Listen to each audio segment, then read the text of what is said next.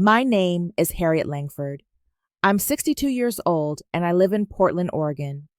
I used to be a high school principal, the kind who knew every student's name by the third week of school and who always brought cookies to faculty meetings. These days, my life is quieter. My husband passed 5 years ago, and my days now begin with coffee a crossword and a bit of morning sunlight warming the kitchen tiles. It was a Saturday, a gray morning, the kind Portland wears like a well-worn sweater. The hydrangeas outside the window were still sleeping off winter, and Hemingway, my cat, was curled up on the radiator. It was around 8:15 a.m. when I opened my laptop and saw an email from Claire, my daughter. The subject line said, "Final Wedding Update."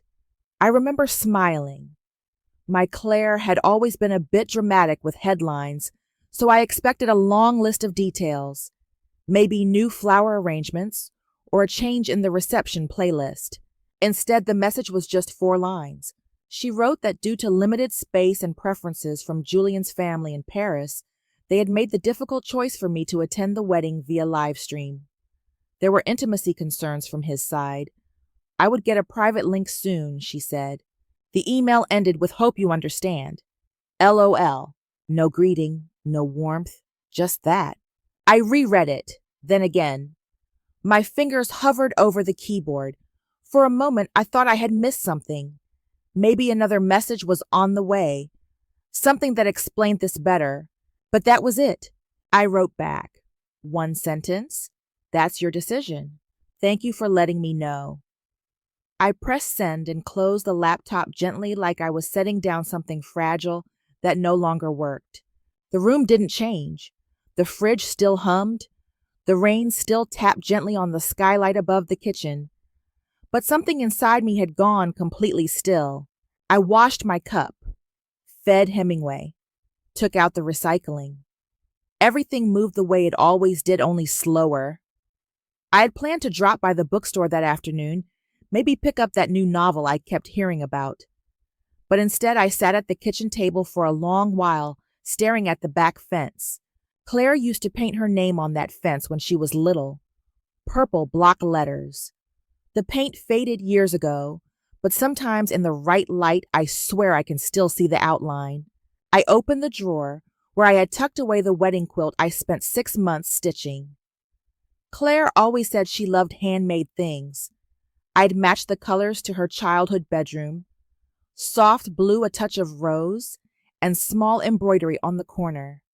Her initials. I folded it again slowly, put it back. By 10:30, I started reorganizing the spice cabinet. Anything to keep moving. I took out the rosemary I dried myself and set it aside. The glass jar had a crack in it. I replaced it. Later, I went for a walk. Same path I always took. Around the block, past the rose garden, down to the community center where I used to volunteer for reading hour. I passed 2 women walking hand in hand. They laughed. One of them tossed her head back the way Claire used to when I told stories at the dinner table. I looked down and adjusted my scarf. At the corner cafe, I paused but didn't go in. Not today. The smell of fresh bread brought back too many memories. Claire and I used to sit by the window there, sipping lattes and people watching. She always ordered almond croissants. Back home, I turned on the classical station. Chopin played softly. I peeled carrots and roasted them with honey and thyme. I made wild rice and broiled a small piece of salmon. It was the kind of meal you make when you need to remember you still deserve good things. The day passed. I watered the plants, paid a bill, replied to an old friend's text with a thumbs up. Around 4:45, I folded laundry. The sky turned a darker shade of gray. When night came, I didn't feel tired, but I went to bed. I didn't read. I didn't turn on the TV.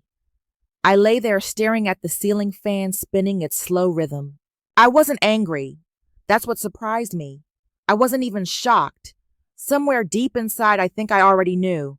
I had watched myself slowly become optional. The little signs, the fewer calls, the way updates came through Jacob now, not from Claire herself. Still a live stream. I woke the next morning before the sun. It was just after 6. I stood by the window and watched the light arrive soft and cold. Then I did something I hadn't done in years.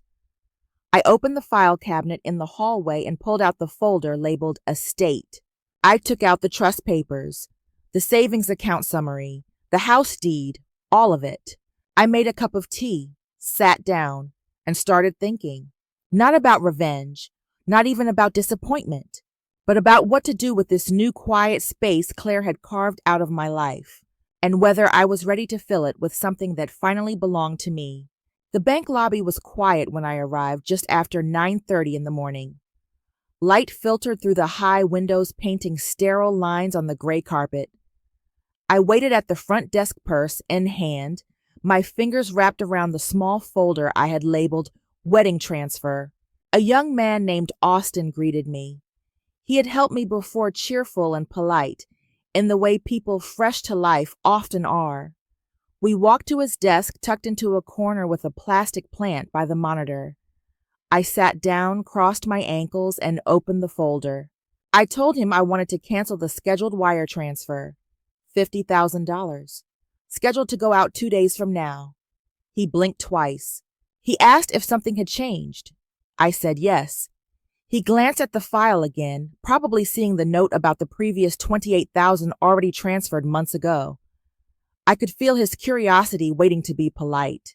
He asked me if I was sure. I said I was. He nodded and typed a few things, then asked for one more confirmation. I signed the form with my maiden name, something I hadn't done in years. It felt right. I thanked him. He said he hoped everything would work out. I smiled, but it wasn't the kind people return. Outside, the breeze had picked up. I pulled my scarf tighter and walked 3 blocks to the parking garage. It was late morning now. The sun had pushed past the clouds, but it didn't feel warm. At home, I took off my coat and placed the folder in the drawer where I keep old tax returns and family recipes I no longer use. Then I walked to the small wine cabinet in the corner of the dining room. The bottle was a gift, a Cabernet from a vineyard in Washington State. Claire and I had picked it out together during a weekend trip years ago. She said we should open it at her wedding. I uncorked it. The sound was soft. I poured a glass and carried it to the back porch. The sky was pale. The neighbor's dog barked in the distance. I sat on the old wicker chair and watched the birch tree sway, its leaves just beginning to change. I held the glass in my hand, but didn't drink. Not right away. There was no celebration, no toast, just the slow, steady realization that I had finally drawn a line. And for the first time in a long while, it felt like that line was for me. Jacob showed up around 4:15 in the afternoon. I had just set the kettle on for tea when I saw his truck pull into the driveway. He didn't call ahead. He rarely did. He walked in like he always had the right to, smiled, kissed my cheek, then glanced around as if expecting a fight waiting on the coffee table. I stayed quiet. He sat down in the armchair, leaned back like a man ready to negotiate. He said Claire told him I was upset about the wedding plans, that I was being unfair, that I needed to think bigger than myself. I poured the hot water over the tea bags and let them steep. My back was to him, but I could feel the tone in his voice shift. I brought over 2 mugs, placed them on the table, and sat across from him. He reached for his cup, then paused. He asked why I was being so difficult about this. He said he understood it stung, but that it was not a reason to make a scene. I told him I hadn't been invited to the wedding. Not really. I had received a link, a live stream link. No conversation, no seat at the table, no mother of the bride. He blinked confused, then shrugged. Said weddings were different now. Said maybe I was reading too much into it. I asked if he would feel the same if his daughter emailed him not to come, just to watch from home. He didn't answer.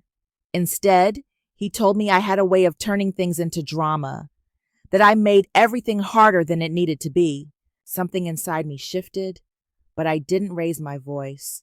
I told him I was no longer accepting that kind of talk in this house. He looked startled. I repeated it, slowly, calmly. Then I stood and told him he should go. He stared at me for a long moment, then muttered that I was being ridiculous, that Claire was right to keep things simple. I didn't follow him to the door. I didn't explain myself again.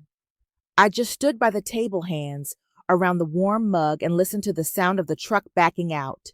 When the house was quiet again, I sat down and took a sip. The tea had gone lukewarm, but I drank it anyway. That night, I wrote in my journal for the first time in weeks. I wrote that boundaries are not punishments.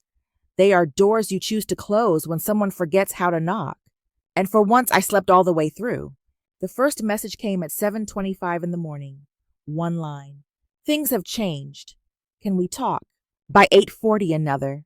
I know the email was harsh. I was stressed. This wedding is so complicated. By 9:10, a third. We might have to move the venue. There's been a mistake with the deposit. I just need a little help, Mom. I didn't reply to any of them. I turned off notifications and went to fold laundry. The morning was quiet. Gray light slid across the floor of my kitchen. I made oatmeal and sliced half a banana. I sat at the table and ate slowly, watching a crow hop across the backyard fence. Another message. Please, if you help me now, we can revisit the invitation thing. I promise. Just please, I'm begging. I turned off my phone and set it inside the drawer under the coffee filters. At 11:30, Mr. Abrams knocked at my back door with a plastic container of pasta salad. We had planned lunch earlier in the week. I opened the screen and smiled. He gave a small wave like he always did, like he wasn't sure if he was interrupting something. We sat out on the porch. I poured 2 glasses of iced tea. He talked about his garden and how the tomatoes were late this year. I listened. He asked about the wedding. I hesitated. Then I told him a little. Not everything. Just enough. He didn't offer advice. Just nodded. Then he said something that stuck. Sometimes silence is a boundary too. We sat quietly for a while. The wind rustled through the maple tree. A child rode by on a scooter singing something out of tune. After he left, I checked my phone. The last message had come in at 12:15. I can't believe you're doing this to me. After everything. Everyone thinks you're being cruel. I put the phone back down and turned on the radio. Later that afternoon, I logged onto Facebook. Not to post, just to check. And there it was. A long post from Claire. Public. It talked about how some people let you down at the worst time. How even family could be selfish and heartless. There were a few vague comments about how money reveals true character. She didn't say my name. She didn't have to. The comments came quickly. Friends sympathizing, old acquaintances offering hugs, a cousin saying how sorry she was that Claire had to go through this. I didn't comment. I didn't message her. I didn't write a post of my own. Instead, I pulled out the jigsaw puzzle I had started last month and set it on the dining room table. The sky pieces were still a mess. I sorted them slowly, one by one. There was peace in that. Something steady. At 4:30, I made a pot of chili and let it simmer. I cut cornbread from a batch I'd frozen last week. By 5:15, the house smelled warm. Full. That night, as I got ready for bed, I thought about what Mr. Abrams had said. Silence is a boundary. And I realized I wasn't punishing Claire. I was protecting myself. I lay in bed with the window open. The breeze was cool against my skin. At 6:55 the next morning, another message came in. Mom, I know you're hurt, but please don't let this ruin everything. Can we fix this? I didn't delete it. I didn't answer. I just let it be. It was around 7:15 in the evening when I heard the knock. I was in the garden kneeling by the thyme hand still buried in warm soil. The summer light stretched long and golden across the backyard, casting quiet shadows over the hydrangeas. I took my time standing. Another knock followed, soft or uncertain. I walked to the side gate and opened it without a word. Claire stood there. Her face was bare, no makeup, no smile. The silkiness of Paris had faded from her, replaced by something quieter, something honest. She clutched nothing in her hands. She wore travel clothes and looked tired in a way that didn't come from jet lag. We didn't hug. I gestured toward the back porch. We sat down in the old wicker chairs, surrounded by the sounds of bees finishing their day and the wind brushing through ivy. I poured 2 glasses of water. The silence between us held steady, neither sharp nor soft, just real. Claire looked down at her glass, then up at the garden. She said she knew the wedding falling apart wasn't the worst thing. The worst was realizing what she'd done. She said she hadn't let herself feel it until the morning after, when the hotel suite was quiet and her phone had stopped buzzing. She said she used to think I would always be there no matter how I was treated. That mothers absorb things. That love means staying silent. But this time she said something shifted. The silence I gave her wasn't passive. It was a choice. And that made her look at herself. I didn't speak. I watched her face, the same one I used to see sleeping in a car seat, now trying to find the words to come home. She said she wasn't asking to be forgiven in one afternoon. She just wanted to stand here and say she was sorry, really sorry, for all of it. I listened. Then I stood, stepped inside for a moment, and came back with a manila envelope and a folded brochure. I placed them on the table between us. The envelope held a round-trip ticket from Paris to Portland. The brochure showed smiling elders painting beside volunteers. At the top it read, Senior Care Companions, helping the forgotten feel seen. I told her that healing doesn't come from begging for it. It comes from showing up again and again, even when it's awkward or humbling or hard. I told her I couldn't offer a clean slate, but I could offer a beginning. If she wanted to rebuild something, it wouldn't start with words. It would start with presence, with doing the quiet work of tending to people the world had stopped looking at. Just like she had done to me. Claire nodded, slowly. Her hands folded over the envelope like it was something fragile. We sat for a few more minutes, listening to the birds settling into the trees. The sky had turned pale orange. Light clung to the tops of the leaves. Then she stood, not quickly, not dramatically, just with the calm of someone who had nothing left to hide. She thanked me, not with a speech, just a few words spoken plainly. She walked back toward the gate, the envelope tucked under her arm. I stayed where I was, watching her figure grow smaller beneath the archway of climbing roses. She paused just before stepping through. Her hand rested on the gate a moment, then slipped away. As the latch clicked behind her, I looked out at the garden again. The air was still warm. Bees had vanished. The scent of basil drifted up from the pots near my feet. Something had shifted, not loudly, but enough to feel it. And that was more than enough for now.